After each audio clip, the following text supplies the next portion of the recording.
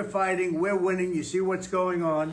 So whatever you can do to help financially would be fantastic, because we have to beat it. If it's $5 or $10 or $100, whatever you can do. That is a clip of former grifter-in-chief and current grifter-in-preach, Donald Trump, a man who talks constantly about how he is one of the richest men on earth, begging his supporters for money to help pay his enormous and steadily growing bill of legal fees. And it does not look great when the self-proclaimed titan of New York real estate has to resort to the same business model as homeless people to pay his bills. But I'm a man of faith, and I truly believe if enough MAGA morons combine the power of each of their singular brain cells, they'll yet again be able to come up with an explanation of how this makes Trump an expert businessman. The explanation may have the coherence of a sentence strung together by a toddler, but I hate to say it, they may be onto something, because Trump's latest financial grift could be absolutely devastating for his supporters, the presidency, and the state of our democracy. Let's get into it. Now, you all know that Trump is wading knee-deep through the legal swamp that he created. Between the E. Jean Carroll defamation suit and the New York real estate fraud case, Trump is in the hole for over $500 million.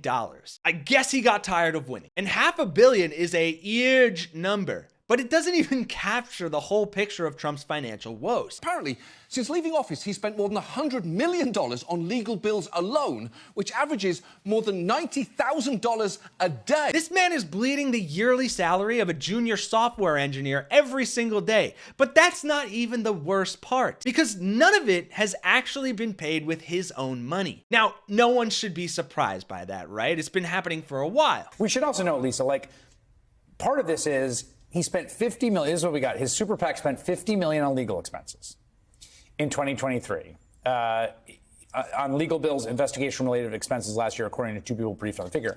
But again, spent $50 million. He just raised it all. That's right, and we're going to find out tomorrow. If you go out to dinner, it's like, well, that's an extravagant dinner. Someone else pays for it. It's like, yeah, you know what? File that other motion. Seriously. I mean, at this point, maybe I should just commit fraud in the name of owning the libs, start a GoFundMe to rake in conservative money, and then use the excess to pay off my student loans. And then when I get caught for fraud on that one, all I have to do is say the elitist liberal deep state Department of Injustice is after me, and then rinse and repeat. That is honestly one of the dumbest things I've ever said, and yet it's exactly what's going on here. Trump donors, allegedly of the tough on crime party, are literally bankrolling crimes. And look, I know I said this before, and I'm sorry to say it again, but it gets worse. Because it's no secret that Donald Trump will do literally anything for money these days. No grift is beneath him. We've already seen it with the Trump shoes, the Trump Bible, the Trump cologne. And again, this is just scratching the surface, because we're not even talking about all the crap he's hawking on the Trump store website. Like this Trump mini speaker, which looks like nightmare fuel, and I assume comes preloaded with the soundbite, "I'm gonna come." And then you have the gold Trump earbuds. The best way to never mistakenly take your friend's AirPods again, because after purchasing these, you'll have no friend. And look, none of these half-baked scams are gonna get him anywhere close to the $500 million he needs, but the bad news is, he does have something that might. And it all has to do with a development that happened this week regarding his social media site, Truth Social. I personally hate to admit this, but I actually signed up for Truth Social the other day to snag some footage of the site for this channel, and it is quite possibly the dumbest thing I've ever seen. But it has led to some funny stuff, like Trump going on a tirade against his enemies on Easter, and also this video. Banned from Truth Social in under 60 seconds. Let's go. All right. Okay, decent start. Got the birthday. Yeah. Okay. A little slow in the turnaround, but we can make up that time. Sent an email. Good. Yep. Nice and efficient. Email confirmed. Excellent. We're on track. Phone number. Good. Submit. Code. Got the code. Enter. Good. Username. Yep. Password. Oop, fumbled that. Okay. Profile picture. Yep, got that. Open. Good. Not too slow. All right. Bio. Yep.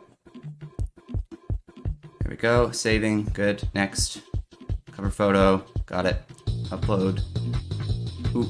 That could have been quicker. We're still on track though. Done. View feed. Okay. Make a post. I think women are people. Good. Truth. Reload the page. And that's the record. Now, Truth Social is a clear, crappy ripoff of Twitter, where users make a profile, follow each other, and post truths or retruths, which sounds almost Orwellian. But the thing that pushes it over the edge is the fact that ads on the platform are called sponsored truths. And at that point, I think they should just rename their entire platform the Ministry of Truth. Now, Truth Social is owned by a company called TMTG, or Trump Media and Technology Group. And this week, it started trading under the ticker DJT, with shares significantly outperforming expectations. Donald Trump is going public. The former president's Truth Social media platform merged with Digital World Acquisition Corp. And now Trump Media will trade on the NASDAQ exchange under the stock symbol DJT. It could mean a potential billion-dollar windfall for Trump, who is now the presumptive Republican nominee for president. And just at the last check of trading, it was trading at about $70 a share. At pre-market trading, it was trading at about $50 a share. So it's gone up a little bit. And that gives it a valuation of around $8 billion. And since Trump owns 60% of the company, that gives him nearly $5 billion on paper. Now, according to the SEC, he may not be able to cash that in for 6 months, but that's kind of beside the point here, because that valuation has absolutely no grounded ties to reality or the underlying business itself. Truth Social was concocted by two guys who were failed contestants on The Apprentice, and they were both pushed out of the company after they claimed in a lawsuit that Trump tried to pressure one of them into handing over some of his shares to Melania. The company has already lost $57 million since its inception and won't even release user data, which is the key metric for social media companies. Hell, they even had to refile their financial statements because they put the revenue in the wrong friggin' Excel spreadsheet line. Like, come on. You know your business is bad when the only advertisements, sponsored truths you can get on your site are the Kid's Guide to Fighting Socialism, Anti-Woke Life Insurance, Ivermectin, and MyPillow. But even if they could get good advertisers, there is nobody there to advertise to. Truth Social is estimated to have just under 500,000 monthly active users in the US on iPhones and Android devices, compared to 75 million on Twitter and 142 million on Facebook. But even that number is shrinking, as its monthly active users are less than half what they were a year ago. In a way, you could say their numbers are dwindling worse than those of Republican congressmen right now. But none of the terrible financial or business metrics are causing the stock price to go down. Instead, it is trading insanely overvalued because all Trump supporters see is a way to fight woke, own the libs, and simultaneously support Trump financially while potentially making a profit themselves. Because the purchase of a single share drives the value up. So it's an interestingly, I don't know. It's a way to help them indirectly. Indirectly, but it's not just that. If someone bought, if someone donated to Trump $50, he would have that $50. But if someone buys the share, and millions of people are buying shares, it's driving the price higher and higher and higher. It may have a bigger impact. A much bigger impact. Trump could then offload a smaller portion of shares for a massive amount of money relative to what people actually bought shares for. Ah, yes. Stonks. There's nothing that quite encapsulates the current state of America like white conservative podcasters promoting a pump and dump scheme for a meme stock. Because that is essentially what this is. The stock has no real value other than taking money from the poor and indirectly funneling it to one of the shadiest rich people on the planet. You could call it a reverse Robin Hood or just a Robin Hood, depending on which one you're talking about. But, and I promise this is the final time I'll say this today, it gets worse, because this is not only a pump and dunk meme stock. It will funnel money from the poorest Trump supporters right into his pocket before he pulls the rug out and offloads tons of shares to pay his legal bills, leaving all of his supporters to hold the bag as the stock tanks. And on top of that, it is also one of the biggest threats to the sovereignty of our democracy. As this Midas Touch article puts it, while the media focuses on the drama of whether Trump will successfully post a bond for the civil judgment outstanding in the New York fraud case he lost, and the silly Bible selling drama, they are barely grasping the enormity of the real grift in play. DJT stock provides a possible angle for Trump to bring in large amounts of fresh, liquid cash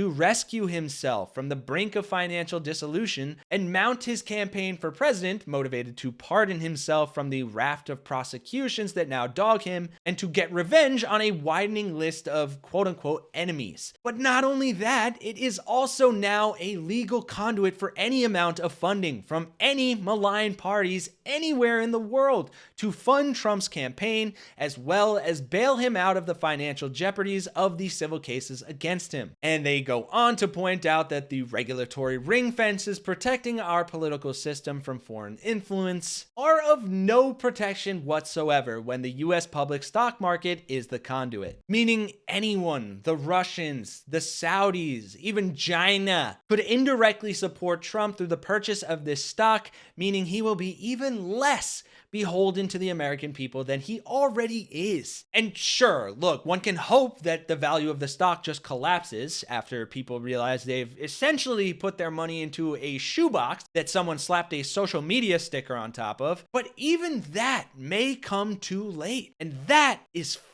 dangerous. If you enjoyed the video, please drop a like, subscribe, and hit that notification bell to stay updated about this and other stories from Really American. Also, please consider supporting us on Patreon if you can, so we can continue to bring you more quality content. And who knows, maybe we'll drop some Really American Bibles or cologne. Either way, any dollar given to us is one that's not going to paying Trump's legal fees. So that's a win in my book. Really American, I'm Kenny Hesse, and I'll see you guys in the next one.